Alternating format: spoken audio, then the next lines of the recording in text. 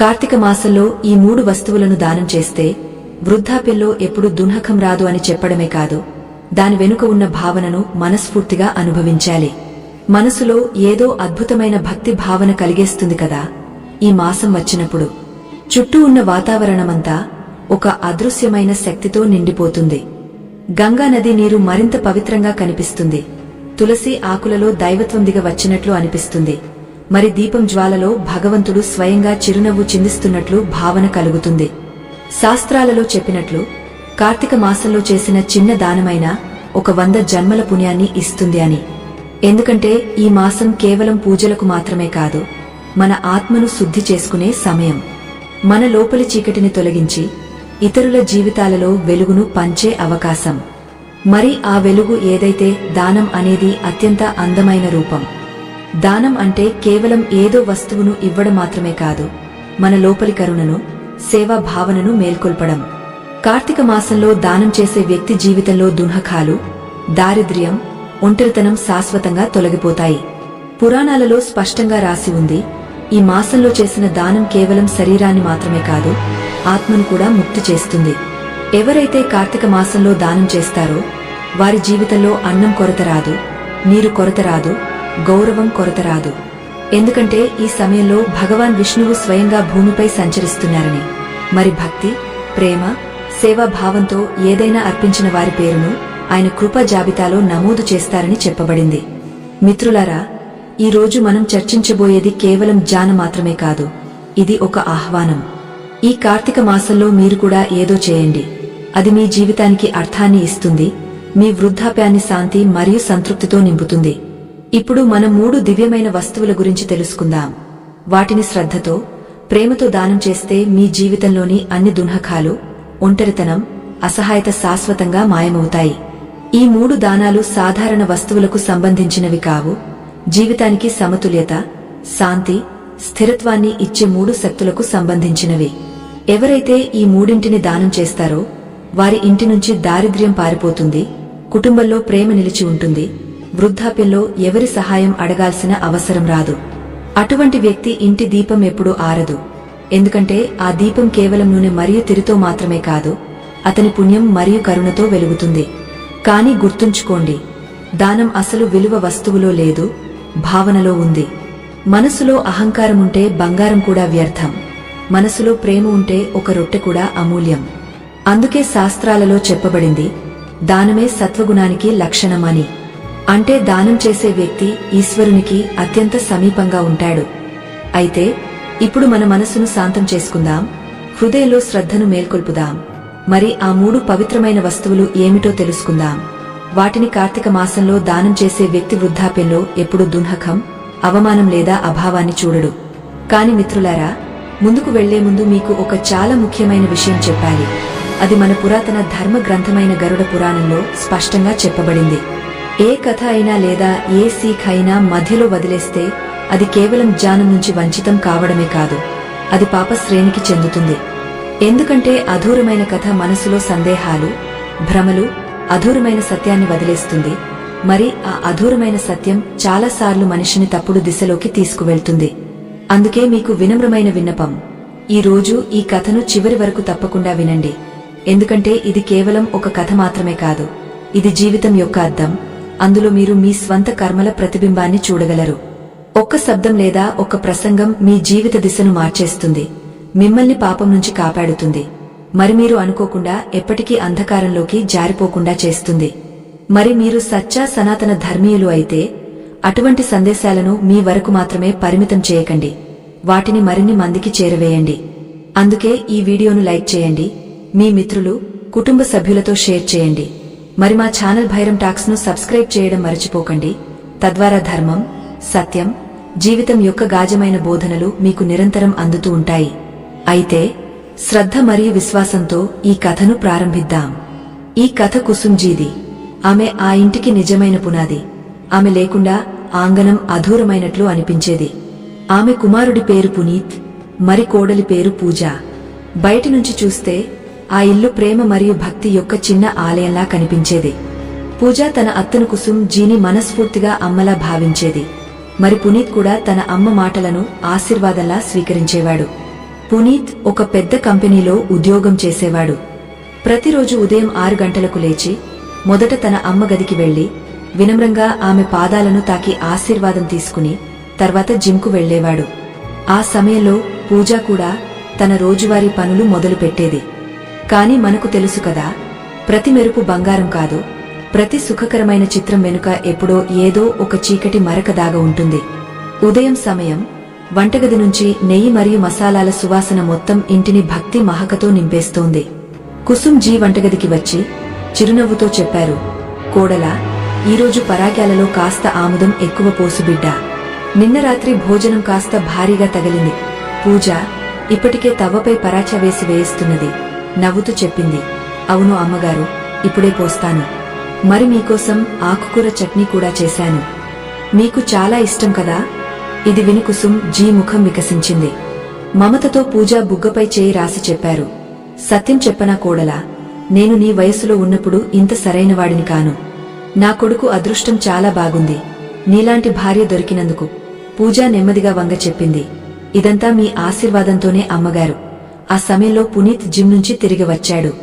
అతని ముఖంపై అలసట మరియు నవ్వు రెండూ ఉన్నాయి. అతను చెప్పాడు, వాహ్, ఏమి దృశ్యమిది. అమ్మ మరియు నా భార్య వంటగదిలో ఒక్కటిగా. నిజంగా నా అదృష్టం చాలా బాగుంది. కుసుమ్ జీ నవ్వుతూ చెప్పారు, అరే ఆపు షరారతి, ఉదయాన్నే మాటలలో మునిగిపోయావు. వెళ్లి సిద్ధమవ్వు, ఆఫీస్కు ఆలస్యం అవుతుంది. ఆమె ప్రేమతో అతన్ని తోసి పంపారు. తర్వాత పునీత్ పూజా వైపు చూసి కళ్లతో సైగ చేసి తన గది వైపు వెళ్లాడు. పూజ నవ్వి కుసుమ్ జీతో చెప్పింది, అమ్మగారు, మీరు ఇక్కడ కాస్త చూసుకుంటారా? నేను వచ్చేస్తాను. కుసుమ్ జీ స్నేహంతో చెప్పారు, వెళ్ళు బిడ్డా, నేను చూసుకుంటాను. నువ్వు నిశ్చింతగా ఉండు. పూజ వేగంగా గది వైపు నడిచింది. ఆమె ముఖంపై లజ్జ మరియు ఆదరం రెండూ ఉన్నాయి. గదిలోకి వచ్చి చూస్తే పునీత్ శాంతంగా తన చొక్కా బటన్లు పెట్టుకుంటున్నాడు. ఆమె నెమ్మదిగా మంచంపై కూర్చుంది. ఆమె మనసులో అమ్మ మర్యాద మరియు భర్త పట్ల ప్రేమ భక్తి రెండూ ఉన్నాయి.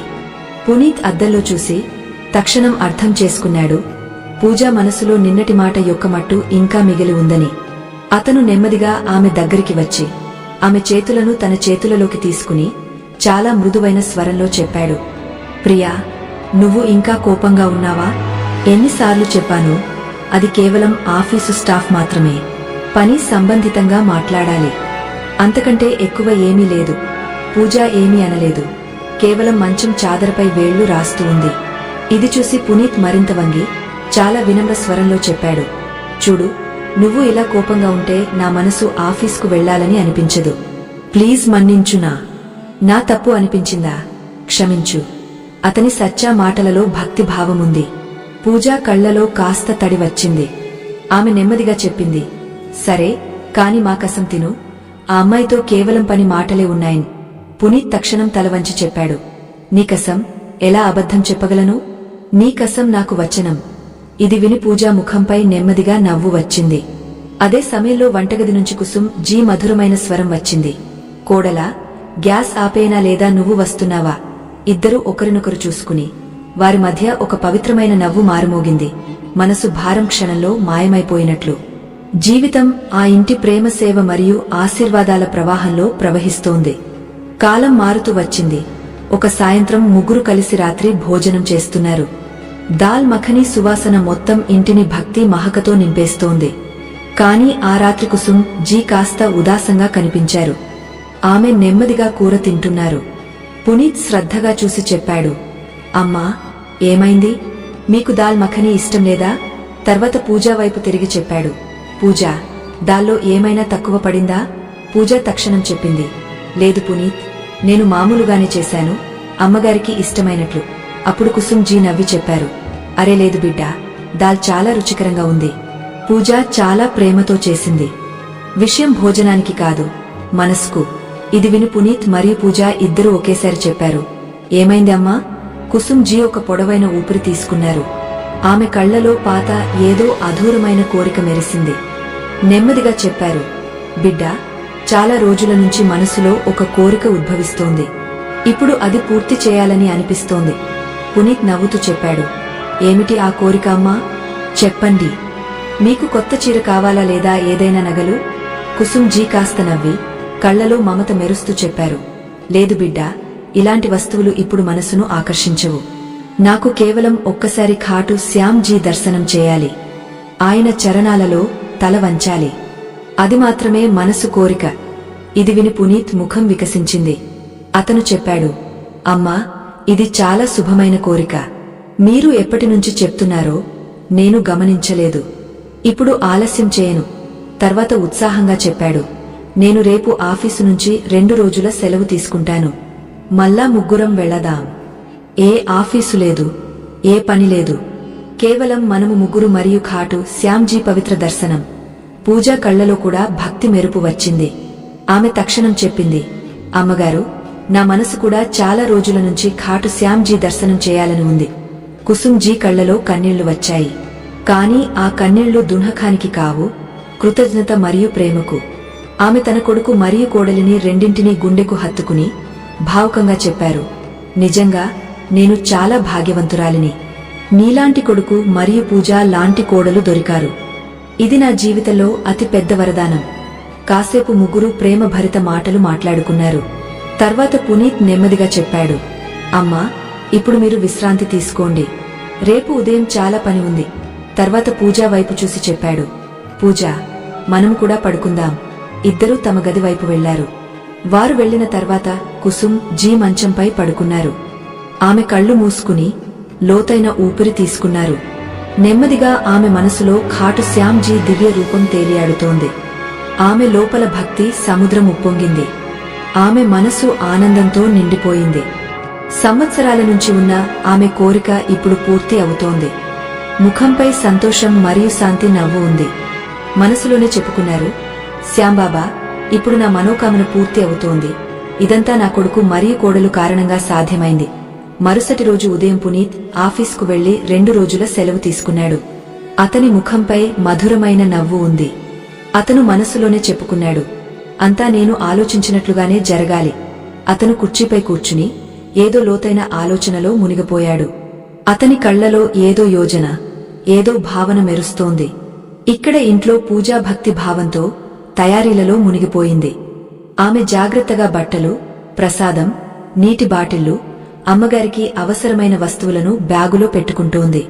ప్రతి వస్తువును సరిగా ఏర్పాటు చేస్తోంది, రేపు ఉదయం వరకు ఏ కొరత రాకుండా. ఇల్లు బయటి నుంచి పూర్తిగా శాంతంగా కనిపిస్తోంది. కాని లోపల అందరి మనసులలో భక్తి ఉత్సాహం ఉప్పొంగుతోంది. మరుసటి రోజు ఉదయం సూర్యుని మృదువైన కిరణాలు కిటికీల నుంచి జారివచ్చి ఇంట్లో దివ్యమైన వెలుగు పరిచాయి. చల్లని గాలిలో శీతలత్వముంది, వాతావరణంలో శాంతి. పూజ అమ్మగారికి ఊపిరి బాగుండాలని కారు వెనుక సీటుపై తలగడ మరియు దుప్పటి పెట్టింది. పునీత్ డ్రైవర్ సీటుపై కూర్చుని నవ్వుతూ వెనుకకు తిరిగి చెప్పాడు, అమ్మా, ఎక్కడైనా ఆపాలనిపించినా చెప్పండి, నేను తక్షణం కారు ఆపేస్తాను. కుసుమ్ జీ ప్రేమ భరిత నవ్వుతో చెప్పారు, సరే బిడ్డా, నువ్వు నెమ్మదిగా నడుపు. నేను కళ్ళు మూసుకుని శ్యాంబాబా నామాన్ని స్మరించుకుంటాను. దారిలో పునీత్ తన అమ్మ మరియు పూజాకు తన బాల్యం యొక్క మధురమైన జ్ఞాపకాలు చెబుతూ ఉన్నాడు. పూజ కూడా మధురమైన మాటలతో ఆ ప్రయాణాన్ని మరింత సుఖకరంగా చేస్తోంది. ప్రతి నవ్వు, ప్రతి మాట భగవంతుని మహిమకు భజనలా మారింది. సాయంత్రం కల్లా వారు ఖాటు శ్యామ్జీ మందిరానికి చేరుకున్నారు. మందిరం బయట దృశ్యం అద్భుతంగా ఉంది. భజనల మధురమైన ధ్వని, ఘంటల గంటలు, గాలిలో కలిసిన భక్తి సుగంధం. పునీత్ ప్రేమతో తన అమ్మ చేయి పట్టుకుని చెప్పాడు, అమ్మా, రండి, ఇప్పుడు శ్యాంబాబా చరణాలలో తలవంచే సమయం వచ్చింది. కుసుమ్ జీ కాస్త నవ్వుతో పునీత్ మరియు పూజా వైపు చూశారు. మనసులోనే భగవంతునికి ధన్యవాదాలు చెప్పారు. ఈ ప్రయాణం తన జీవితంలో అత్యంత పవిత్రమైన మరియు జ్ఞాపకార్థమైన ప్రయాణం అవుతుందని. కాసేపు ఆగా ఆమె నెమ్మదిగా చెప్పారు, కోడలా, నా చేయి పట్టుకో. నాకు నమ్మకం కలగడం లేదు, నేను నిజంగా శ్యాంబాబా దర్బారులో నిలబడి ఉన్నానని. పూజ ఆదరం మరియు ప్రేమతో తన అత్త చేయి పట్టుకుంది. దర్శనం చాలా శుభంగా జరిగింది. మందిరం శాంత మరియు భక్తి భరిత శక్తి ముగ్గురి మనసులను పవిత్ర సుఖంతో నింపేసింది. ముగ్గురు మందిరం నుంచి బయటకు వచ్చినప్పుడు కుసుమ్ జీ పూజాను గట్టిగా హత్తుకుని భరించిన స్వరంలో చెప్పారు, కోడలా, సత్యం చెప్పనా, నేను చాలా భాగ్యవంతురాలిని. ఇప్పుడు నా జీవితంలో ఏ కొరత లేదు. మీరిద్దరూ నా జీవితాన్ని సార్థకం చేశారు. ఆమె మాటలలో అంత సచ్చాయి ఉంది.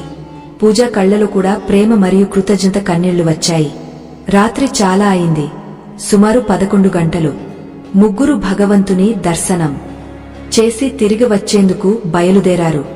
హైవేపై సన్నాటా. దూరానికి కేవలం పునీత్ కారు నెమ్మదైన శబ్దం మరియు ఎప్పుడో ఒక ట్రక్ దాటిపోతున్న ధ్వని వినిపిస్తోంది. కుసుమ్ జీ అలసిపోయారు కాబట్టి కారులోనే నిద్రపోయారు. చాలాసేపు కారు నడుస్తూ ఉంది. పునీత్ తన అమ్మ వైపు చూశాడు. ఆమె గాగే నిద్రలో ఉన్నారు. తర్వాత పూజా వైపు చూస్తూ చెప్పాడు, పూజా, నాకు చాలా ఆకలి వేస్తోంది. పూజ నెమ్మదిగా చెప్పింది, నాకు కూడా ఆకలి వేస్తోంది. కాసేపటికి పునీత్ కారును ఒక చిన్న సాధారణ డాబా ముందు ఆపాడు. గాబా హైవే నుంచి కాస్త లోపల ఉంది. అక్కడ జన సమూహం లేదు. అతను కారును పక్కకు పెట్టాడు. పునీత్ కారు నుంచి దిగుతుంటే పూజ చెప్పింది, పునీత్, నేను అమ్మగారిని కూడా లేపనా? ఆమె కూడా ఏదైనా తినవచ్చు. పునీత్ తక్షణం చెప్పాడు, లేదు పూజ, అమ్మ చాలా అలసిపోయారు. వారిని నిద్రపోనివ్వు. నేను కారు లాక్ చేస్తాను. మనం త్వరగా భోజనం చేసి తిరిగి వచ్చేస్తాం. వారిని డిస్టర్బ్ చేయకు. అతను కారు లాక్ చేసి పూజతో గాబా లోపలికి వెళ్లాడు.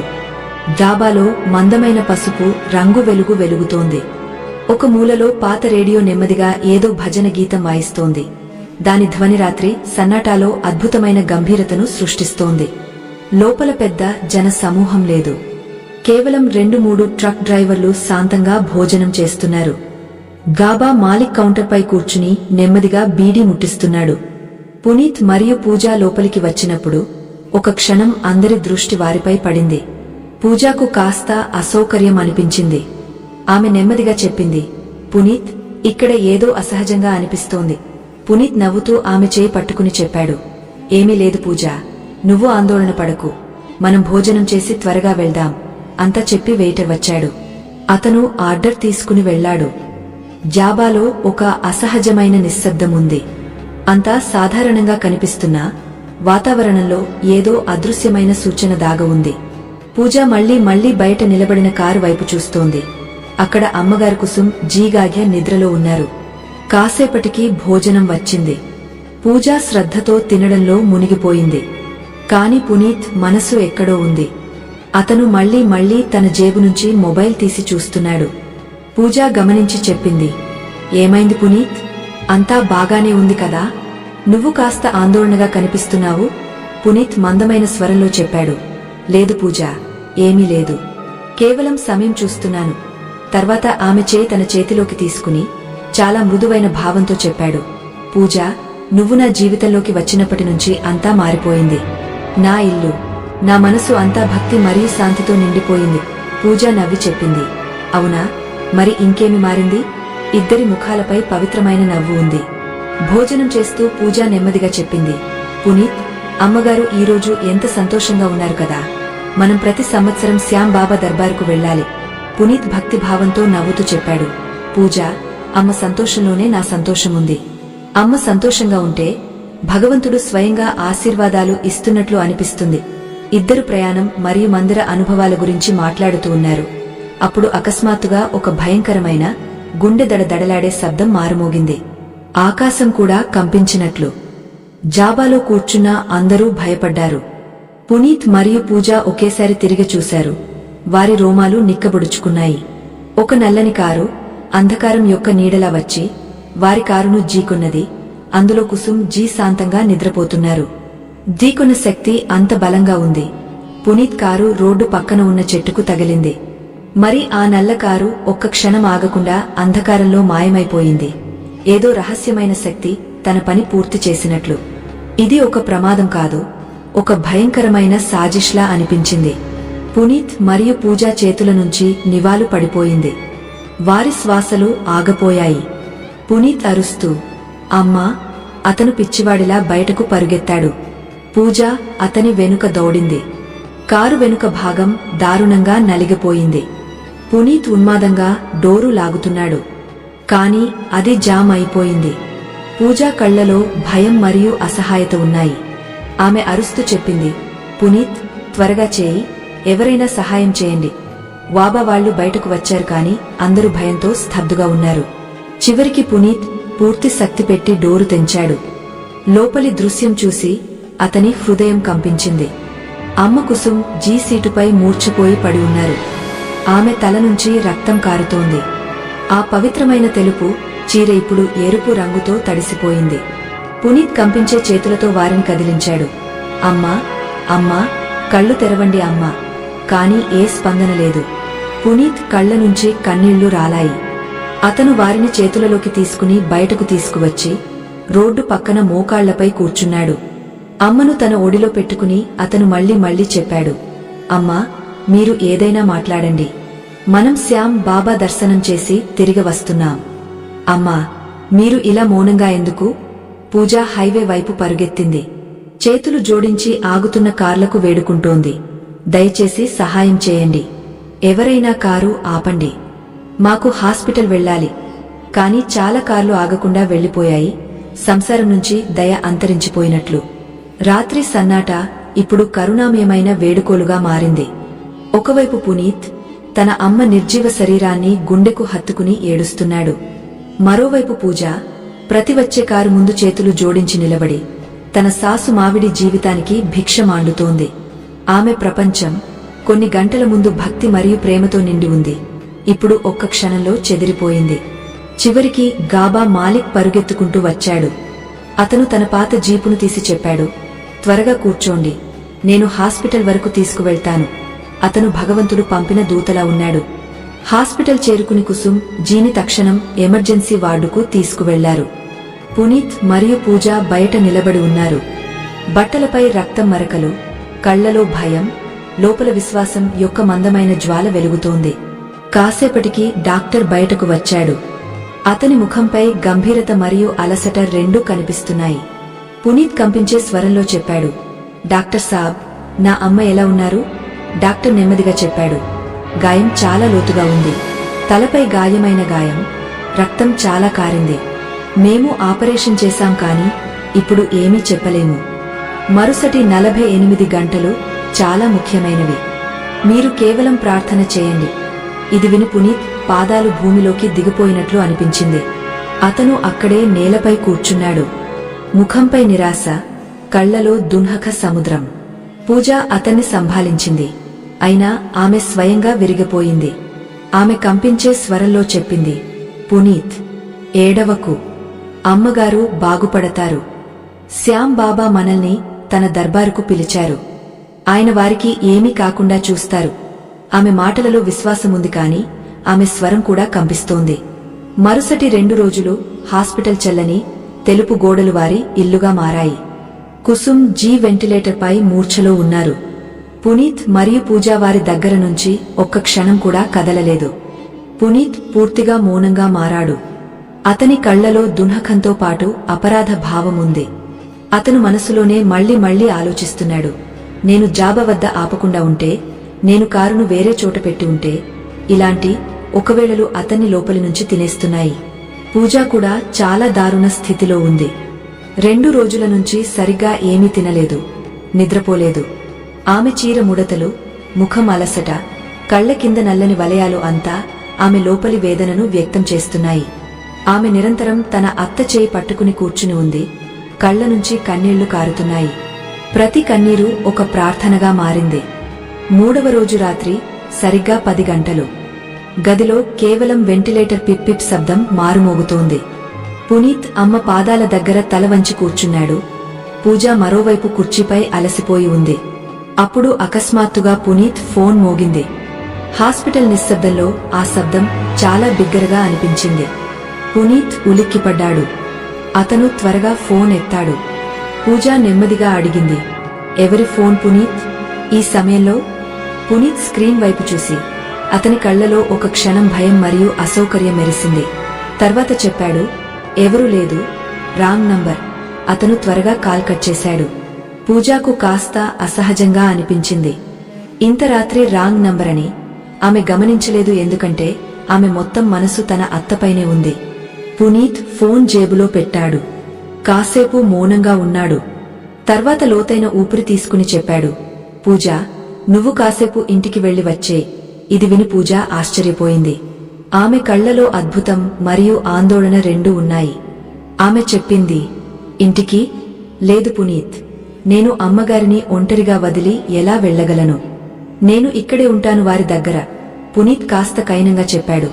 చూడు పూజ, నువ్వు 2 రోజుల నుంచి విశ్రాంతి తీసుకోలేదు. నీ ముఖం అలసటతో నిండిపోయింది. అమ్మకు స్పృహ వచ్చి నిన్ను ఈ స్థితిలో చూస్తే వారు మరింత ఆందోళన పడతారు. ఇంటికి వెళ్లి కాస్త విశ్రాంతి తీసుకో. తర్వాత శాంత స్వరంలో జోడించాడు. అయినా ఇంట్లో ఎవరూ లేరు. నేను ఇక్కడే ఉన్నాను అమ్మ దగ్గర. నువ్వు కాస్త సేపు విశ్రాంతి తీసుకో. పూజ ఏదో చెప్పాలనుకుంది, కాని ఆమె ఆత్మద్వంద్వంలో ఉంది.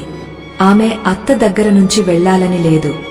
అయినా పునీత్ మళ్లీ చెప్పడంతో ఆమె మనసు మార్చుకోవాల్సి వచ్చింది. ఆమె మనసులో అసంఖ్యాక ప్రశ్నలు ఉన్నాయి. కాని ఆమెకు తెలుసు, ఈ సమయంలో పునీత్ను ఏమీ అడగడం వ్యర్థం. ఆమె నెమ్మదిగా కుసుమ్ చేయి తాకింది. ఆ చేయిలో ఇప్పుడు జీవితం యొక్క అలసట ఉంది. కళ్లలో కన్నీళ్లతో చెప్పింది, నేను త్వరగా వస్తాను అమ్మగారు. మీరు త్వరగా బాగుపడండి. ఆమె వంగవారి పాదాలను చూసింది. వాటిని ఎప్పుడూ ఆశీర్వాద సంకేతాలుగా భావించింది. మరి భారమైన మనసుతో బయటకు వెళ్ళింది. అంధకారమైన రాత్రి. ఆమె వెనుక హాస్పిటల్ ఎత్తైన గోడలు. మరి ఆమె హృదయంలో భారీ భారం. పునీత్ అసహజమైన ప్రవర్తన మరియు ఆ రహస్యమైన ఫోన్ కాల్. మరి మిత్రులారా, ఏ ఇల్లు ప్రేమ, ఆదర్శం మరియు భక్తిపై నిర్మితమైందో ఆ ఇంట్లో ఈరోజు మొదటిసారి ఒక పగులు పడింది. ఆ పగులు ఏ ప్రమాదానికి కాదు, ఆ గుర్తు తెలియని ఫోన్ బెల్కు. అది నిజమైన ప్రమాదమా లేదా భగవంతుడు ఏదో దాగ ఉన్న సత్యాన్ని సూచిస్తున్నాడా? పూజాగది నుంచి బయటకు వెళ్లగానే పునీత్ నెమ్మదిగా డోరు మూసేశాడు. డోరు మూసుకున్న వెంటనే అతని ముఖం తనావు ఏదో అభినయంలాగా మారిపోయింది. అతను లోతైన ఊపిరి తీసుకున్నాడు. అది ఉపశమనం యొక్కది, పశ్చాత్తాపం యొక్కది కాదు. ఆ ఊపిరి ఏ అభినేత వేదికపై చివరి సంభాషణ తర్వాత తీసుకునేదిలాగా ఉంది. పునీత్ గది మూలకు వెళ్లాడు. జేబు నుంచి ఫోన్ తీసి అదే గుర్తు తెలియని నంబర్ డయల్ చేశాడు. అది కాసేపు ముందు వచ్చింది. ఇప్పుడు అతని కళ్లలో ఆ మాసూమియత్ లేదు, కాని ఒక చతురమైన చల్లదనం మెరుస్తోంది. ముఖంపై ఇప్పుడు ఆదర్శవంతమైన కొడుకు బదులు ఒక వేరు ముఖం ఉంది. స్వార్థంతో నిండినది, యోజనలతో నిండినది. కాని కాల్ కనెక్ట్ అవ్వకముందే డోరు మళ్లీ తెరుచుకుంది. లోపల డాక్టర్ మరియు నర్స్ వచ్చారు. పునీత్ త్వరగా ఫోన్ జేబులో పెట్టి మళ్లీ దుంహకిత కొడుకు ముఖం ధరించాడు. డాక్టర్లు మెషీన్లు చూశారు. ఒకరికొకరు నెమ్మదిగా ఏదో చెప్పుకున్నారు. పునీత్ వారి కళ్లలో ఆశను వెతుకుతున్నాడు. కంపించే స్వరంలో చెప్పాడు, డాక్టర్, నా అమ్మకు స్పృహ ఎప్పుడు వస్తుంది? మీరు ఏమీ చేయరా? డాక్టర్ సంయమంతో చెప్పాడు, చూడండి పునీత్ జీ, మేము పూర్తి ప్రయత్నం చేస్తున్నాం.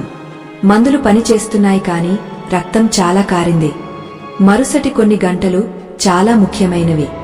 అమ్మకు స్పృహ రాకపోతే స్థితి తీవ్రమవుతుంది. మీరు భగవంతుని ప్రార్థించండి, డాక్టర్ చెప్పి వెళ్లిపోయారు. పునీత్ డోరు మూసుకున్నది చూసి అతని పెదవులపై ఒక అసహజమైన నవ్వు తేలింది. ఆ వార్త ఎవరికైనా దుంహకం కాదు, కాని అతనికి సంతోష సూచనలా ఉంది. అతను త్వరగా ఫోన్ తీసి ఈసారి ఎలాంటి ఆగమనం లేకుండా కాల్ చేశాడు. 2 గంటల తర్వాత అవతలి నుంచి ఒక మందమైన స్త్రీ స్వరం వచ్చింది. పునీత్, ఏమైంది? అంతా బాగానే ఉందా? నువ్వు ఎంతసేపు ఆలస్యం చేశావు కాల్ చేయడానికి? పునీత్ స్వరం ఇప్పుడు మారిపోయింది. అందులో మధురత్వం ఉంది కాని లోపల ఒక చల్లని నిర్దయ పొర దాగ ఉంది. అతను చెప్పాడు, అవును సుధా, అంతా బాగానే ఉంది. అంతకంటే నువ్వు కోరుకున్నట్లుగా మరియు అంతకంటే మెరుగ్గా జరుగుతోంది. డాక్టర్ ఇప్పుడే వచ్చి చెప్పాడు, ఇప్పుడు ఆశ చాలా తక్కువ. రేపు ఉదయం వరకు స్పృహ రాకపోతే విషయం చేతి నుంచి జారిపోతుంది. పునీత్ ఫోన్పై నెమ్మదిగా చెప్పాడు, చూడు సుధా, ఇప్పుడు దారి స్వచ్ఛమైంది. అవతలి నుంచి ఒక దబ్బున్న నవ్వు వినిపించింది. ఓ పునీత్, నువ్వు నిజంగా నా హీరోవు. నాకు తెలుసు నువ్వు ఇది చేస్తావని. ఆ హాదసా పూర్తిగా సఫలమైందా? పునీత్ చల్లని నవ్వుతో చెప్పాడు, అవును జాన్, మనం యోజన చేసినట్లుగానే జరిగింది. ఏ సాక్ష్యం లేదు. అందరికీ ఇది కేవలం వేగవంతమైన కారు యాక్సిడెంట్ అనిపించింది. ఎవరికీ అనుమానం రాలేదు అది ఒక ఆలోచనాత్మక చర్య అని. కాసేపు ఆగ పునీత్ చెప్పాడు, వీకున్నది నీ వాళ్లు సరిగా నిశానాపై చేశారు.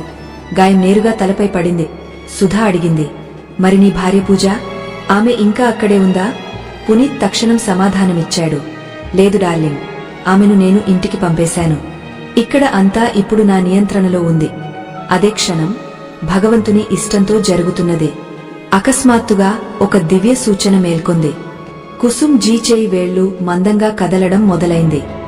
ఆమె కళ్ళు మూసుకుని ఉన్నాయి కాని మనసులో చేతన తిరిగి వచ్చింది. నెమ్మదిగా ఆమె మెదడులోని భారీ మంచు తొలగుతోంది. మరి మొదట విన్నది తన కొడుకు స్వరం. అవును జాన్, మనం ప్లాన్ చేసినట్లుగానే. ఏ సాక్ష్యం లేదు. ఈ మాటలు కొడుకు మాటలు కావు, ధోఖ మరియు పాపం యొక్క ఆయుధాలలా అనిపించాయి.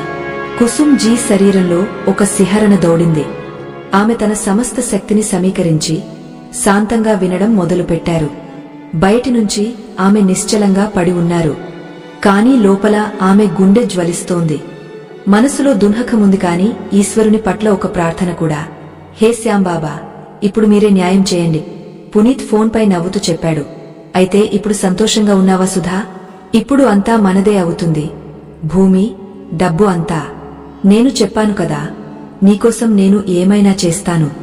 ఇప్పుడు ఈ అధ్యాయం పూర్తి అయితే మనం మన కొత్త జీవితం మొదలు పెడదాం. ఈ మాటలు విని కుసుమ్ జీ ప్రపంచం చెదిరిపోయింది. ఆమె ఆలోచించలేకపోయారు.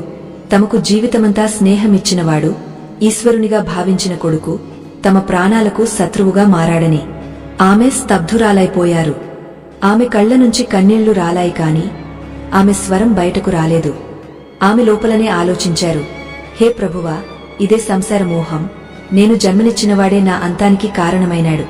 అప్పుడు పునీత్ మళ్లీ చెప్పాడు, నువ్వు ఆందోళన పడకు సుధా, పూజకు ఎప్పుడు తెలియదు మనం ఇదంతా చేశామని. ఆమె చాలా మాసూం. మరి అవును, నువ్వు చెప్పినట్లుగానే నేను ఆమెను ఇంటికి పంపేశాను. ఆమె ఇంకా అమ్మగారు అమ్మగారు అంటోంది. ఎంత భోళీ బేచారి. ఇది చెప్పుతూ పునీత్ నవ్వడం మొదలుపెట్టాడు. కుసుమ్ జీ మూసిన కళ్ల నుంచి ఇప్పుడు భక్తి కన్నీళ్లు రాలాయి. ఈ కన్నీళ్లు దున్హకానికి కావు, సత్యాన్ని గుర్తించినవి. ఆమె మనసులోనే చెప్పుకున్నారు, హే ప్రభువా, ఇప్పుడు నాకు శక్తి ఇవ్వు, ఈ అధర్మం యొక్క అంతాన్ని చూడాలి. ఆమె ఎప్పుడు పూజాను ఆదర్శవంతమైన కోడలుగా భావించారు. మరి ఈరోజు అర్థమైంది, నిజంగా పూజ లాంటి సతి మరియు మాసూం ఆత్మలే ఈశ్వరుని అతి పెద్ద పరీక్షలు పాస్ చేస్తాయని. అప్పుడు పునీత్ చెప్పాడు, సరే డార్లింగ్, ఇప్పుడు నువ్వు విశ్రాంతి తీసుకో. రేపు ఉదయం నేను నీ దగ్గరికి వస్తాను. బై మై జాన్. అతను కాల్ కట్ చేశాడు. బట్టలు సరిచేసుకుని లోతైన ఊపిరి తీసుకున్నాడు. గది ఇప్పుడు పూర్తిగా నిశ్శబ్దం. పునీత్ తిరిగే తన అమ్మ దగ్గరికి వచ్చాడు. ఆమె మూర్ఛలో పడి ఉన్నారు. కాని వారి లోపల సత్యం యొక్క జ్వాల జ్వలిస్తోంది. పునీత్ వంగ తన అమ్మ నుదుటిని మందంగా తాకాడు. అతని ముఖంపై మళ్లీ ఆ దుంహక భావముంది. కాని ఈ భావం సత్యానా లేదా కేవలం షో అని చెప్పడం కష్టం. నెమ్మదిగా గుసగుసలాడాడు, అమ్మా, నన్ను క్షమించు.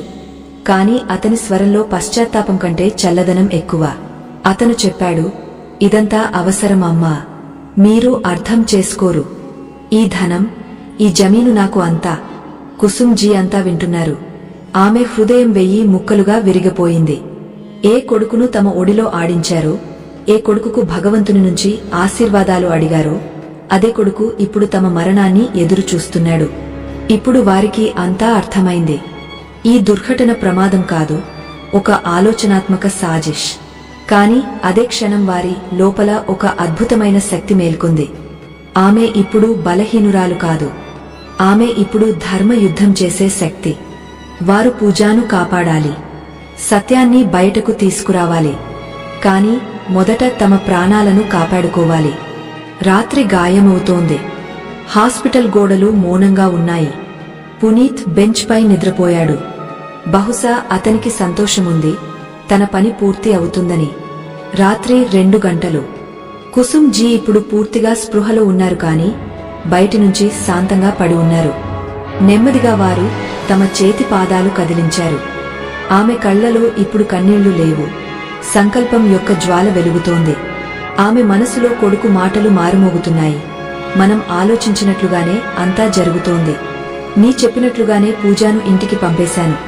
ఈ ధోఖా అంత లోతైంది, దానిని మాటలలో చెప్పలేము. వారు నిర్ణయించుకున్నారు, ఇప్పుడు నేను ఇక్కడ ఉండను. ఇప్పుడు నేను స్వయంగా భగవంతుని సహాయం తీసుకుని ఈ అధర్మాన్ని బయట పెట్టాలి. నెమ్మదిగా వారు తమ చేయి కదిలించారు. వెంటిలేటర్ తంతులను విడదీశారు. నసలో పెట్టిన డ్రిప్ను తొలగించారు. దుంహకం చాలా ఉంది, కాని కొడుకు విశ్వాసఘాతం యొక్క దుంహకం దానికంటే ఎన్నో రెట్లు పెద్దది. ఆమె నెమ్మదిగా మంచం నుంచి దిగారు. పాదాలు కంపిస్తున్నాయి. తలపై బ్యాండేజ్ ఉంది కాని మనసులో భక్తి శక్తి ఉంది. ఆమె డోరు వరకు చేరుకున్నప్పుడు ఒకసారి వెనుకకు తిరిగి చూశారు. పునీత్ శాంతంగా నిద్రపోతున్నాడు. ముఖం శాంతంగా ఉంది. కాని కుసుంజీకు తెలుసు, ఆ శాంతి వెనుక అధర్మం యొక్క తుఫాను దాగ ఉంది. ఆమె కళ్ల నుంచి చివరి కన్నీరు రాలింది. ఇది ఆ కొడుకు కోసం శోకం, ఇప్పుడు తమకు మరణించినట్లు. ఏ శబ్దం చేయకుండా, ఎవరినీ మేల్కొల్పకుండా ఆమె గది నుంచి బయటకు వచ్చారు. గల్లీలలో లైట్లు మందమైనవి. ఆమె జాగ్రత్తగా ముందుకు నడుస్తున్నారు. సెక్యూరిటీ గార్డులు తమ రౌండ్లలో ఉన్నారు. కాని ఎవరూ వారిని చూడలేదు. నెమ్మదిగా ఆమె హాస్పిటల్ బయటకు చేరుకున్నారు. బయట చల్లని గాలి వీస్తోంది. రాత్రి గాయమైంది, కాని మనసులో భగవంతుని వెలుగు ఉంది. వారి దగ్గర ఏ చాదర్ లేదు, కేవలం చీర మరియు తలపై బ్యాండేజ్. ముందు ఒక అపరిచిత నగరం, వెనుక ఆ ఇల్లు. అక్కడ తమ స్వంత కొడుకే శత్రువుగా మారాడు. ఇక్కడ పూజా ఇంటికి చేరుకున్నప్పుడు ఇంటి నిశ్శబ్దం ఆమెను లోపలి వరకు చికాకు చేస్తోంది. ప్రతి మూల, ప్రతి గోడ ఆమెకు తన అత్త కుసుంజీ జ్ఞాపకాలు గుర్తు చేస్తోంది. పునీత్ ఆమెను చెప్పాడు విశ్రాంతి తీసుకోమని. కాని అటువంటి దుంహకం ఎవరినైనా విశ్రాంతి తీసుకోనివ్వదు కదా. ఆమె నేరుగా తన అత్త గదికి వెళ్ళింది. చుట్టూ చూసింది. గోడపై ఒక పెద్ద ఫోటో వేలాడుతోంది. అందులో కుసుంజీ మరియు పునీత్ నవ్వుతున్నారు. పూజా కళ్లలో కన్నీళ్లు వచ్చాయి. ఆమె ఫోటోను తాకుతూ చెప్పింది, అమ్మగారు, మీరు త్వరగా బాగుపడండి. మీరు చాలా బలవంతులు అని నాకు తెలుసు. భగవంతుడు మీతో ఉన్నాడు. ఆమె గది మధ్యలో కూర్చుని బిక్కుబిక్కుమంటూ ఏడవడం మొదలుపెట్టింది. ఆమె కళ్ల నుంచి రాలుతున్న ప్రతి కన్నీరులో ప్రేమ ఉంది, భక్తి ఉంది, మరి ఒక భయం కూడా, ఆలస్యం కాకుండా ఉండాలని. కాసేపటికి ఆమె కాస్త శాంతమైనప్పుడు ఆమె మనసులో మళ్లీ పునీత్ అసహజమైన ప్రవర్తన తిరుగుతోంది. అతను త్వరగా ఫోన్ కట్ చేయడం, అతని కళ్లలో ఆదాగ ఉన్న గాబరా, మరి అకస్మాత్తుగా హాస్పిటల్ నుంచి ఇంటికి పంపడం. పూజా మనసులో అనుమానం యొక్క లహరి ఉద్భవించింది. ఆమె లేచి తన గదికి వెళ్ళింది. ఆమె తక్షణం పునీత్కు కాల్ చేసింది. కాని పునీత్ ఫోన్ ఎత్తలేదు. ఎందుకంటే అతను అప్పుడు బెంచ్ పైగాయ నిద్రలో ఉన్నాడు. ఇప్పుడు పూజ మరింత ఆందోళనకు గురైంది. ఆమె ఆలోచించింది, అమ్మగారికి స్పృహ వచ్చినా నేను అక్కడ ఉండాలి. వారికి నా అవసరం ఉంటుంది. ఆమె బట్టలు మార్చుకోవడానికి నిర్ణయించింది. ఆమె తన అట్టాచీ తెరిచింది. అప్పుడు ఆమె దృష్టి ఒక డాక్యుమెంట్ పై పడింది. ఆ కాగితం చూడటానికి పూర్తి కొత్తగా కనిపిస్తోంది. ఆమె అది తీసి తెరిచి చూసింది. మరి చదివినప్పుడు ఆమె శ్వాస ఆగపోయింది. అది కుసుంజీ వసియత్. అందులో రాసి ఉంది, నేను ఇల్లు మరియు అన్ని సంపదలను నా కోడలు పూజా పేరుపై రాస్తున్నాను. పునీత్కు కేవలం జీవనం కోసం కాస్త డబ్బు మాత్రమే ఇస్తున్నాను. అతను తన కష్టంతో సంపాదించాలి. ఎందుకంటే నాకు భయం ఉంది. పునీత్ తప్పుడు సంగతిలో పడిపోయాడు. మరి ఈ ధనం అతన్ని మరింత నాశనం చేస్తుంది. నా కోడలే ఈ ఇంటి నిజమైన వారసురాలు. అందులో తేదీ 1 సంవత్సరం పాతది. పూజా చేతులు కంపించాయి. ఆమె మనసులో మెరుపు మెరిసినట్లు. దీని అర్థం అమ్మగారు ముందుగానే తెలుసు, పునీత్ దారి సరైనది కాదని. అకస్మాత్తుగా అంతా స్పష్టమైంది. పునీత్ షో ప్రేమ, అతని అబద్ధమైన ప్రవర్తన, మరి ఈ హాదస అంతా ఒక యోజన. పూజా లోపల ఇప్పుడు భయం లేదు, ఒక కొత్త సాహసం మేల్కొంది. ఆమెకు అర్థమైంది, ఆ గుర్తు తెలియని కాల ఆ స్త్రీది. మరి పునీత్ తన అమ్మను ధనం కోసం చంపాలని యోజన చేశాడు. ఆమె చెప్పింది, హే భగవాన్, ఇప్పుడు నాకు శక్తి ఇవ్వు. నేను అమ్మలాంటి అత్తను కాపాడాలి. ఈ అన్యాయాన్ని పూర్తి కాకుండా చేస్తాను. ఆమె నిర్ణయించుకుంది, తక్షణం హాస్పిటల్ వెళ్తాను. అయినా పునీత్ ఆమె భర్త అయినా కుసుంజీ ఆమెకు సచ్చా హృదయంతో అమ్మ ప్రేమ ఇచ్చారు. మరి ఆమె ఒక నిర్దోషి జీవితాన్ని మరణించనివ్వదు. ఇక్కడ హాస్పిటల్లో ఉదయం అవ్వకముందే పునీత్ నిద్ర మేల్కొన్నాడు. అతను ఫోన్ తీసి చూశాడు. ఉదయం 4 గంటలు. అతను గదిలోకి వెళ్లి అమ్మను చూశాడు. ఆమె ఇంకా శాంతంగా మూర్ఛలో ఉన్నారు. పునీత్ ముఖంపై సుఖం వ్యాపించింది. అతను వంగ చెప్పాడు, అమ్మా, చూడు, ఇప్పుడు ఉదయమైంది. మీరు సమాధానం ఇవ్వడం లేదు ఎందుకు? భయమేస్తోంది అమ్మా. మీరు లేకుండా నేను ఎలా ఉంటాను? మీరే నా సహాయం. అతను బిగ్గరగా ఏడవడం మొదలుపెట్టాడు. ఎవరైనా నర్స్ వచ్చినా అతను దుంహకంలో మునిగిపోయాడని అనిపించాలి. కాని అతని కన్నీళ్లు అబద్ధమైనవి. అతని ఆత్మ ఇప్పుడు అంధకారంలో మునిగిపోయింది. అమ్మవైపు చూసి అతను నవ్వి మనసులో చెప్పుకున్నాడు, అంతా యోజన ప్రకారం నడుస్తోంది. అతను మళ్లీ ఫోన్ తీసి సుధాకు కాల్ చేశాడు. చెప్పాడు, అవును డార్లింగ్, పని అయిపోయినట్లే. వారు ఇంకా మూర్ఛలో ఉన్నారు. ఉదయమైతే డాక్టర్ నిర్ధారిస్తారు. ఇప్పుడు నేను నీ దగ్గరికి వచ్చేందుకు స్వేచ్ఛగా ఉన్నాను. నువ్వు చూసిన భూమి త్వరలో మనదవుతుంది. అతను ఇంకా మాట్లాడుతున్నాడు. అప్పుడు గది డోరు తెరుచుకుంది. అతను ఉలిక్కిపడ్డాడు. ముందు పూజ నిలబడి ఉంది. ఆమె ముఖంపై దుంహకం లేదు, ఒక లోతైన సంకల్పం మరియు ఆగ్రహం ఉంది. నువ్వు ఇక్కడా? నువ్వు తిరిగా ఎందుకు వచ్చావు పూజా? పునీత్ గాబరాపడుతూ చెప్పాడు. పూజ అతన్ని ఆగ్రహంతో చూసి చెప్పింది, నేను ఎందుకు రాకూడదు? అమ్మగారు నా అమ్మ కూడా. మరి చెప్పు, ఇప్పుడు నువ్వు ఎవరితో మాట్లాడుతున్నావు? పునీత్ తక్షణం అబద్ధం చెప్పాడు. నేను ఎవరితో మాట్లాడుతాను? నువ్వు మళ్లీ నాపై అనుమానం పడుతున్నావు. నేను నిన్ను చాలా ప్రేమిస్తాను. పూజా కళ్లలో ఇప్పుడు ఆగ్ని ఉంది. ఆమె బిగ్గరగా చెప్పింది, ప్రేమ నాపైన లేదా ఆ స్త్రీపైన? ఆమె కోసం నువ్వు తన అమ్మను కూడా మరచిపోయావు. ఆమె స్వరంలో ఆక్రోశం మరియు సత్యం రెండూ ఉన్నాయి. పునీత్ షాక్ అయ్యాడు. అతని రంగు పాలిపోయింది. నువ్వు ఏమీ మాట్లాడుతున్నావు పూజా? నువ్వు పిచ్చివా? పునీత్ తరిచాడు. అమ్మ ఇంత స్థితిలో ఉన్నప్పుడు నువ్వు అబద్ధమైన ఆరోపణలు చేస్తున్నావు. పూజా చేతిలో పట్టుకున్న వసియత్ కాగితాన్ని అతని వైపు విసిరేసింది. ఇది ఏమిటి పునీత్? అమ్మగారు నీ గురించి అంతా తెలుసు. వారు చూశారు నువ్వు లాలచి అని. అందుకే వారు అంతా నా పేరుపై రాశారు. మరి అందుకే నువ్వు వారి ప్రాణాలు తీయాలని సాజిష్ రచించావు. నువ్వు నన్ను ఇక్కడ నుంచి పంపావు. ఇదంతా తెలియకుండా. పునీత్ కాస్త స్తబ్దుడైపోయాడు. కాగితాన్ని చూసి అతని నాటకం విరిగిపోయింది. అకస్మాత్తుగా అతను ఆగ్రహంతో ఎరుపెక్కాడు. ఇప్పుడు ఏమీ దాచుకునేలా మిగలలేదు. అతను లోపలి కోపంతో చెప్పాడు, అవును, నేను చేశాను. నువ్వు ఏమి చేయగలవు? ఈ ధనం నాది కావాలి. నేను వారి కొడుకును. మరి వారు అంతా నీ పేరుపై రాశారు. వారు నన్ను రోడ్డుపైకి తీసుకురావాలని కోరుకున్నారు. మరి ఆ కాల్ గురించి? అవును, నేను ఆ అమ్మాయిని ప్రేమిస్తాను. ఆమె నాకు ఇస్తుంది, నువ్వు ఇవ్వలేనిది. నేను నీతో ఉన్నాను కేవలం అమ్మ నిన్ను ఆదర్శవంతమైన కోడలుగా భావించినందుకు. మరి ఇప్పుడు వారు మరణిస్తున్నారు. అంతా ఇప్పుడు నాదవుతుంది. పూజా కళ్లలో కన్నీళ్లు వచ్చాయి. నువ్వు అబద్ధం చెప్పుతున్నావు. అమ్మగారు ఇంకా బతికి ఉన్నారు. ఆమె ఏడుస్తూ చెప్పింది. పునీత్ నవ్వి మంచం వైపు సైగ చేసి చెప్పాడు, అవును, బతికి ఉన్నారు. కానీ ఎంతకాలం? డాక్టర్ చెప్పాడు, కేవలం ఉదయం వరకు సమయం. ఇప్పుడు నువ్వు ఏమీ చేయలేవు. పూజ లేచి మంచం వైపు పరుగెత్తింది. అమ్మను చూడడం మొదలుపెట్టింది. కాని ఆమె దగ్గరికి చేరుకున్నప్పుడు ఆమె ఆగపోయింది. మంచం ఖాళీగా ఉంది. కుసుమ్ జీ అక్కడ లేరు. కేవలం కాస్త రక్తం మరకలు మరియు తొలగించిన వెంటిలేటర్ తంతులు పడి ఉన్నాయి. అమ్మగారు ఎక్కడా? అమ్మగారు? పూజ అరిచింది. పునీత్ కూడా దంగైపోయాడు. అతని కళ్లలో గాబరా తిరిగి వచ్చింది. అతను అసహాయ దృష్టితో ఖాళీ మంచాన్ని చూస్తున్నాడు. అతని శ్వాసలు వేగవంతమైంది. అతను అరుస్తూ బయటకు పరుగెత్తాడు.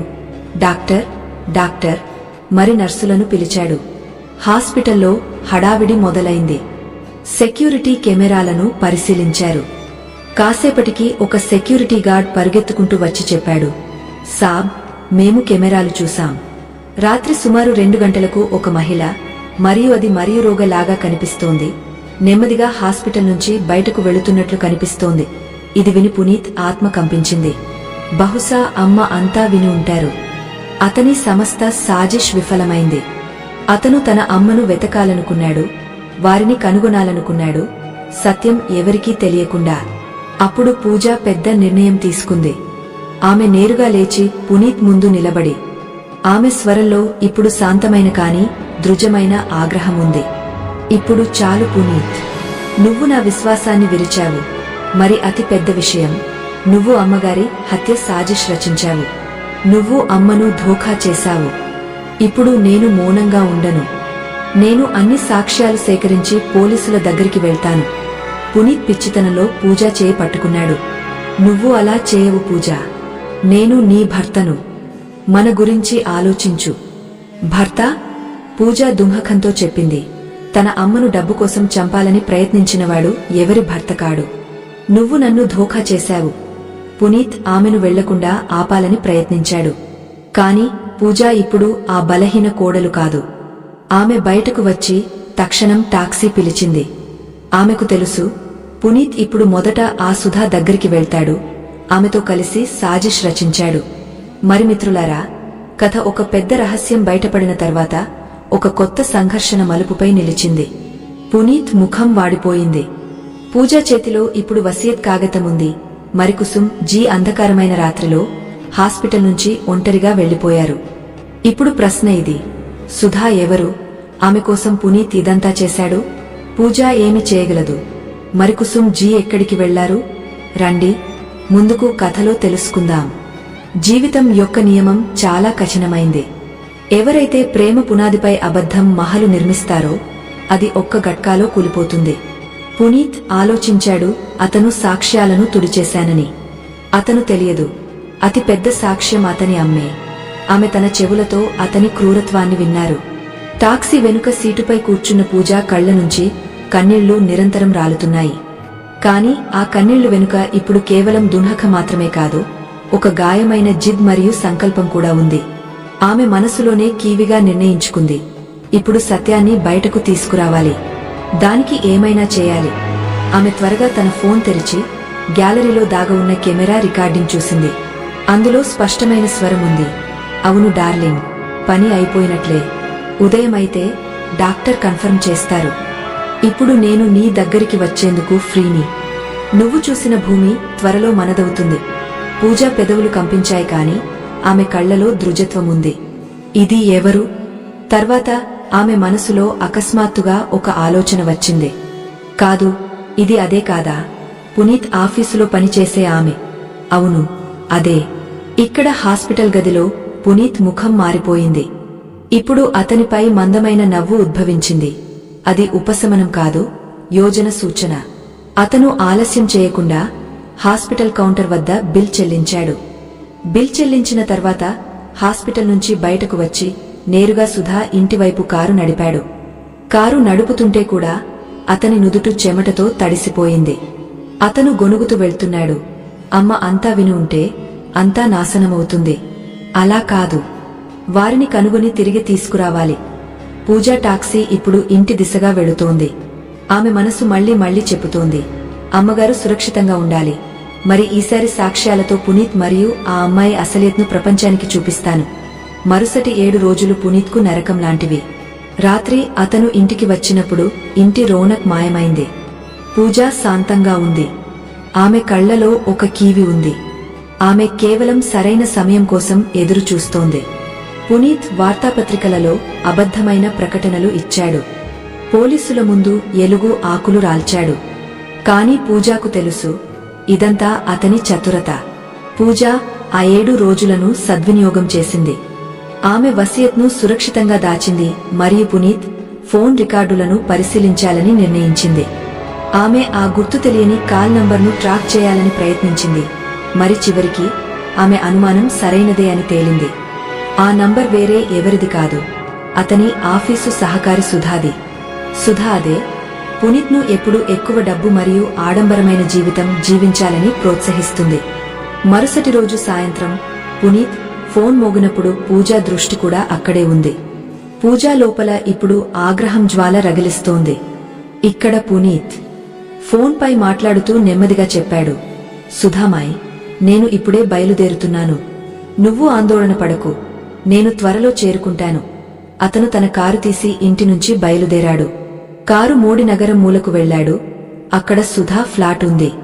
అతను వెళుతుంటే చూసి పూజ ఒక టాక్సీ బుక్ చేసి అతని వెనుకే ఇంటి నుంచి బయలుదేరింది. పునీత్ సుధా ఇంటికి చేరుకున్నప్పుడు ఆమె అతని కోసమే ఎదురు చూస్తోంది. అతన్ని చూస్తూనే చెప్పింది, ఎంతసేపు ఆలస్యం చేశావు? రా త్వరగా లోపలికి, ఎవరైనా చూస్తారేమో. పునీత్ సోఫాపై కూర్చుని చెప్పాడు. సుధా, అమ్మ ఇంకా కనిపించలేదు. ఆమె చెప్పింది, నాకు భయమేస్తోంది. అమ్మ మాయమైంది. ఆ హాదసాలో మన చేయి ఉందని ఎవరికైనా చెప్పేస్తే మనం ఇరుక్కుపోతాం. మనం కొన్ని రోజులు ఇక్కడ నుంచి వెళ్లిపోవాలి. ఆమె మాటలు విని సుధా చెప్పింది, శాంతంగా ఉండు పునీత్, నువ్వు ఎంత భయపడతావు? నీ అమ్మ ఒక ముసలి ఆడది. అంత గాయం తర్వాత ఆమె ఎక్కువ దూరం వెళ్లలేదు. లేదా ఒంటరిగా మరణిస్తుంది, లేదా నిన్ను భయపెట్టాలని ప్రయత్నిస్తోంది. నీ దగ్గర వసియత్ లేదని ఏమైంది? నువ్వు వారి కొడుకువు. మనం దావా చేస్తాం. సుధా మాటలు విని పునీత్కు కాస్త ఓదార్పు కలిగింది. తర్వాత కాసేపు తర్వాత ఆమె అతని కోసం డ్రింక్ చేసి తెచ్చి చెప్పింది, ఇది చూడు, ఈరోజు నీ ఇష్టమైన కబాబ్లు కూడా చేశాను. అలా చెప్పి ఆమె అతని దగ్గరే కూర్చుంది. మరి అదే సమయంలో పూజా సుధా ఇంటి బయట డోరు మూసి ఉండటంతో కిటికీ దగ్గర నిలబడి ఉంది. అది అర్ధం తెరిచి ఉంది. ఆమె అక్కడ నుంచి అంతా చూసి తన ఫోన్పై వీడియో రికార్డ్ చేసింది. అంతా రికార్డ్ చేసింది. ఆమెకు ఇది చూసి అస్సలు ఆశ్చర్యం కలగలేదు. ఎందుకంటే ఆమెకు పునీత్ పై ముందుగానే అనుమానం ఉంది. రాత్రి గాయమైంది, ఎవరైనా చూస్తారేమో అని ఆలోచించి ఆమె త్వరగా ఇంటివైపు బయలుదేరింది. 7వ రోజు సాయంత్రం సమయం.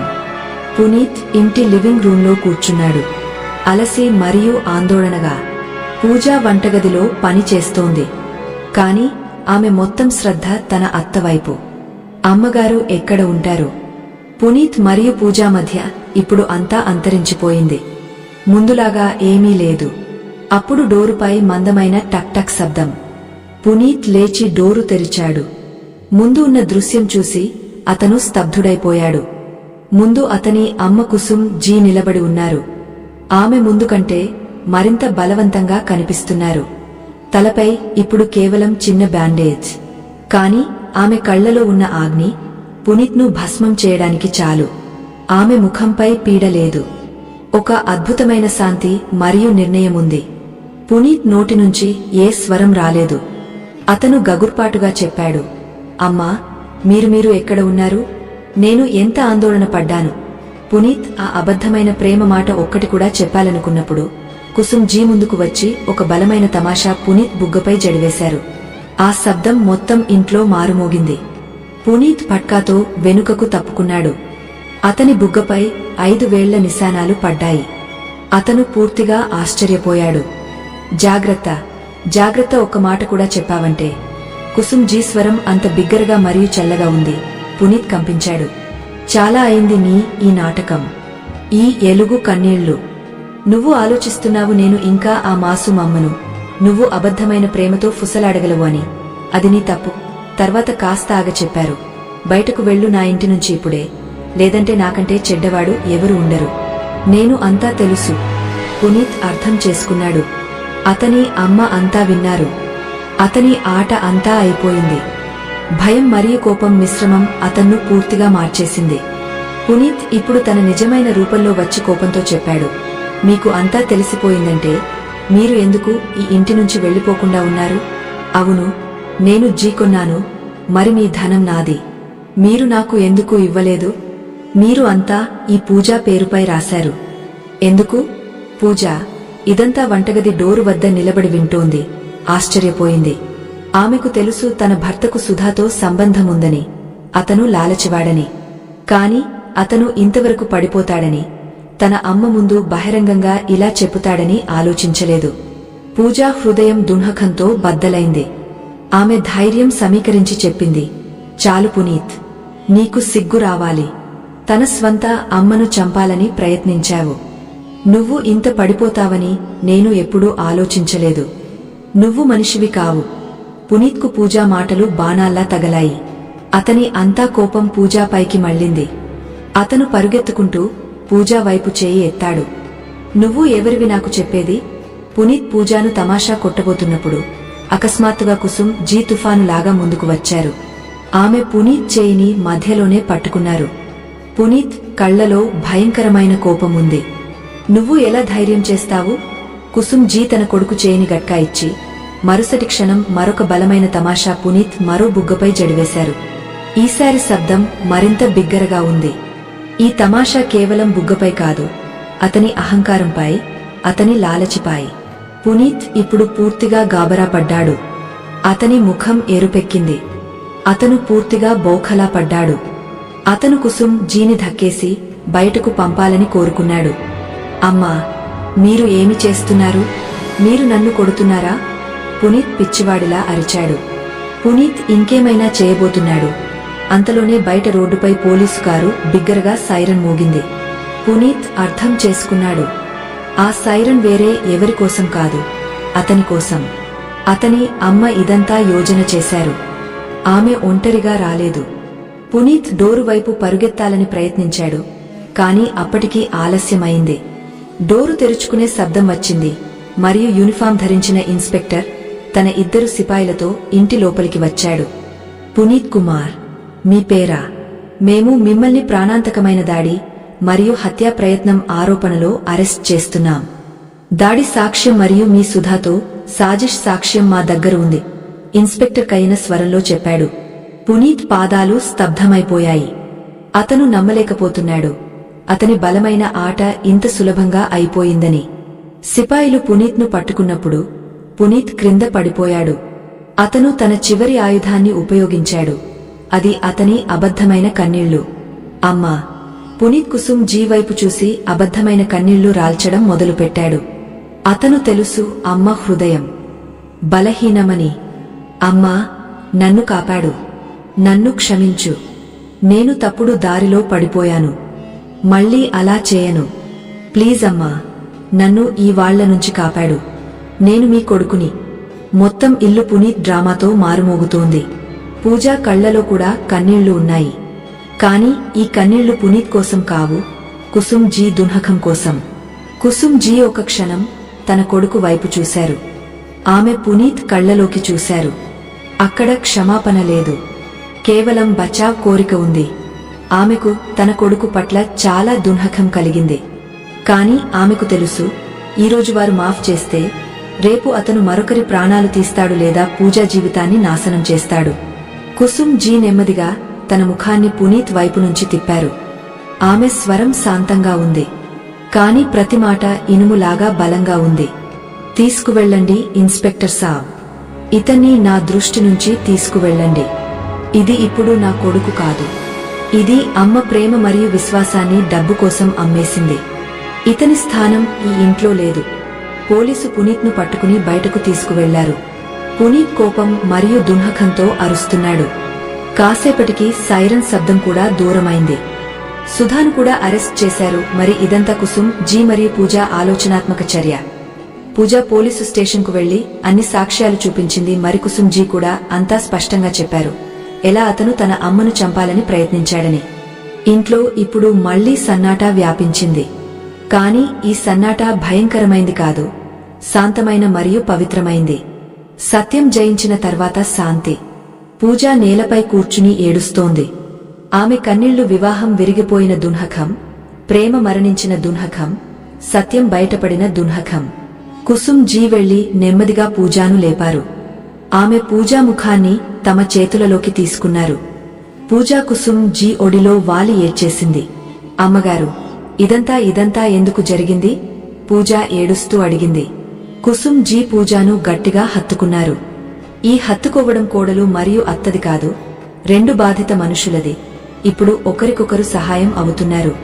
కుసుమ్ జీ తమ కన్నీళ్లు తుడుచుకుని పూజ తలపై చేయి రాసి చెప్పారు, శాంతంగా ఉండు నా బిడ్డ, ఏడవకు. ఇదంతా జరగాల్సిందే.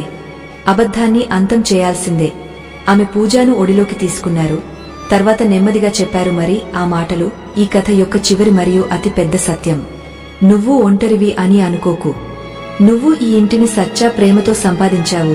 మరి నువ్వే ఈరోజు నన్ను కాపాడావు. ఇప్పుడు ఈ అత్త అమ్మే నీ నిజమైన అమ్మ. నీ అమ్మ ఎప్పుడు నీతో ఉంటుంది. నువ్వు నా బిడ్డవు పూజ. మరి ఈ ఇంట్లో ఇప్పుడు కేవలం మన 2 అమ్మ కూతుర్లు మాత్రమే ఉంటాం.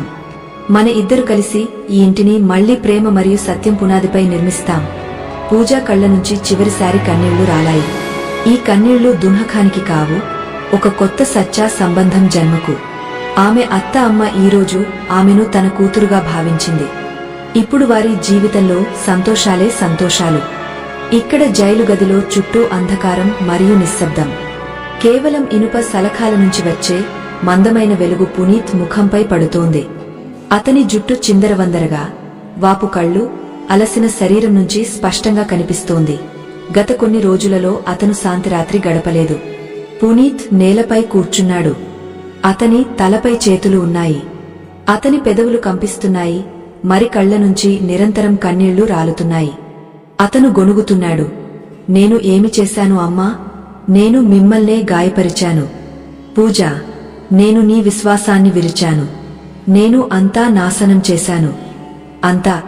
ఎప్పుడో గోడపై ముక్కులు మూతలాడుతాడు, ఎప్పుడో సలఖాలకు తల తగిలించి ఏడుస్తాడు. దగ్గర ఉన్న గార్డ్ చల్లని దృష్టితో చూస్తున్నాడు. అతనికి ఇది కేవలం మరొక ఖైదీ యొక్క చేదు కథ. పునీత్కు ఇప్పుడు ప్రతిక్షణం తన అమ్మ కళ్లలో చూసిన తిరస్కారం గుర్తు వస్తోంది. ఇప్పుడు నా కొడుకు కాదు అని చెప్పిన మాటలు అతని ఆత్మను చిన్నాభిన్నం చేశాయి.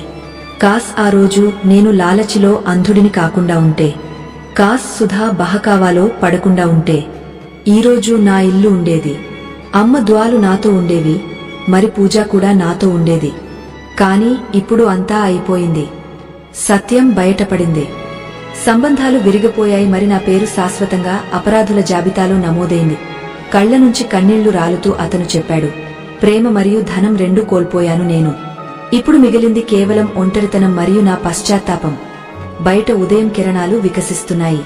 కాని పునీత్ జీవితంలో ఇప్పుడు ఎప్పుడూ వెలుగురాదు. మరి మిత్రులారా, లాలచి మరియు ధోఖా కథ అంతం సచ్చా ప్రేమ మరియు విశ్వాసం జయంతో అయింది.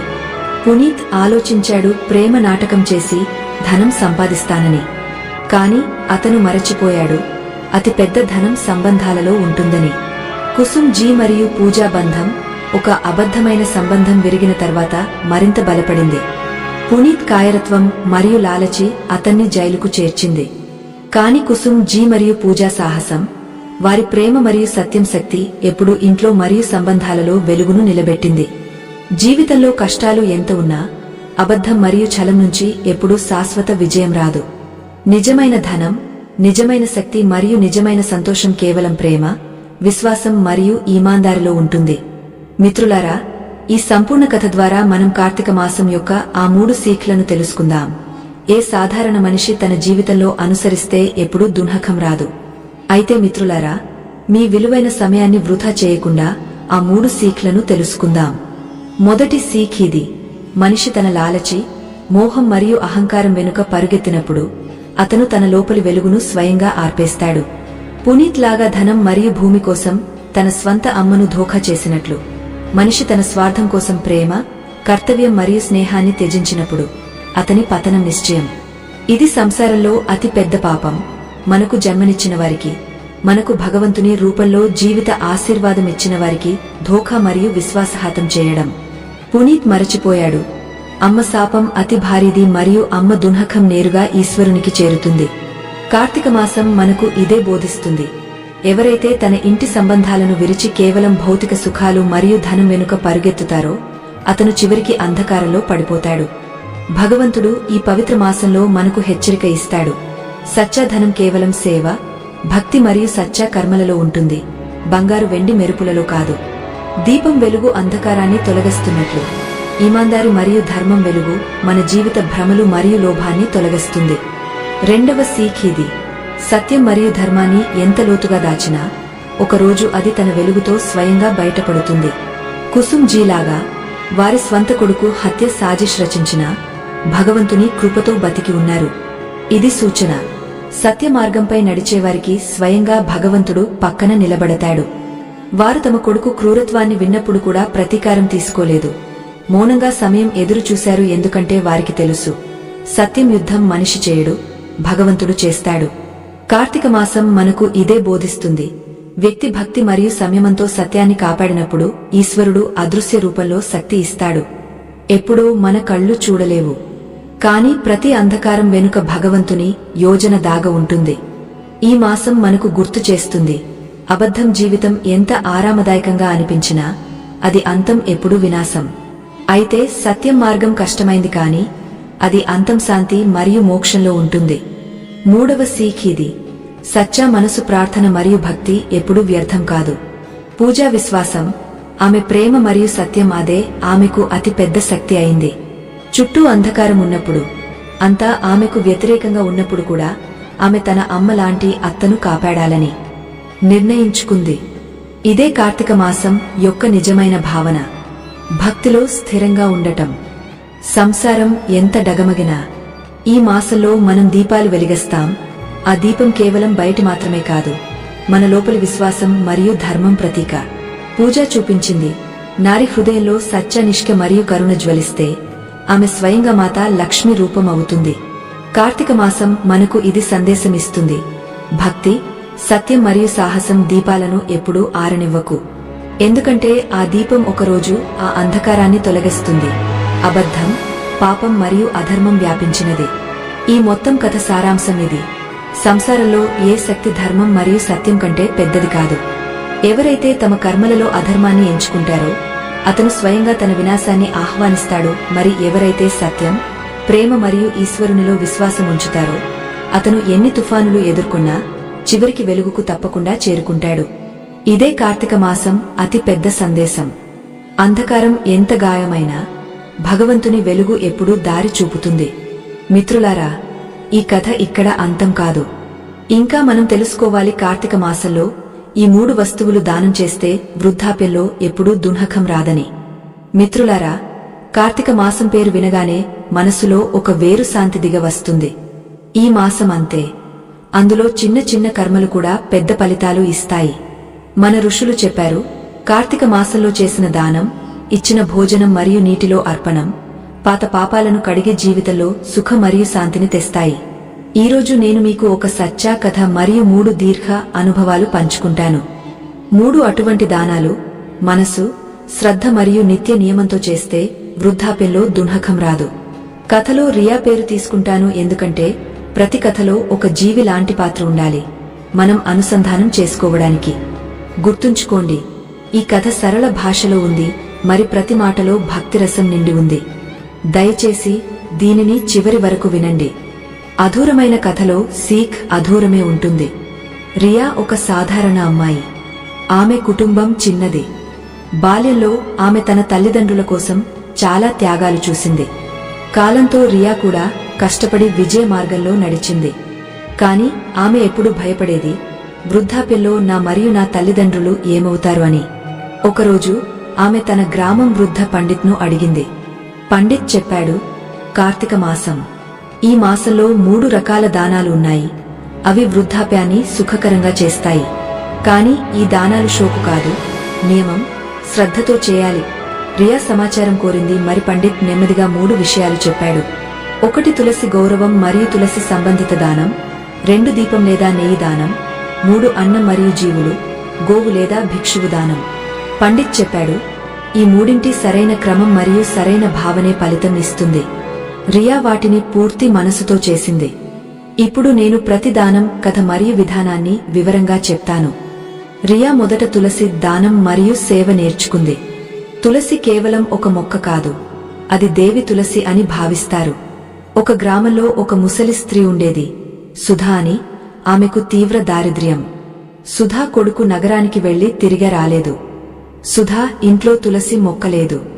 రియా ఆలోచించింది, కార్తీకలో తులసి సేవ చేస్తాను, మరి ఒక తులసి మొక్కను సుధా ఇంటికి ఇచ్చి ఆశీర్వాదం ఇస్తాను.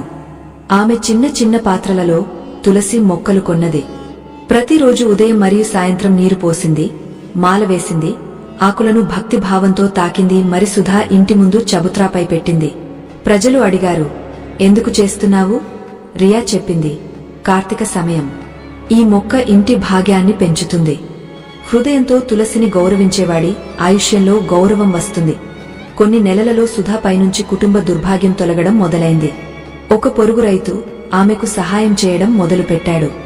ప్రజలు సుధా నుంచి ఆశీర్వాదాలు తీసుకునేవారు.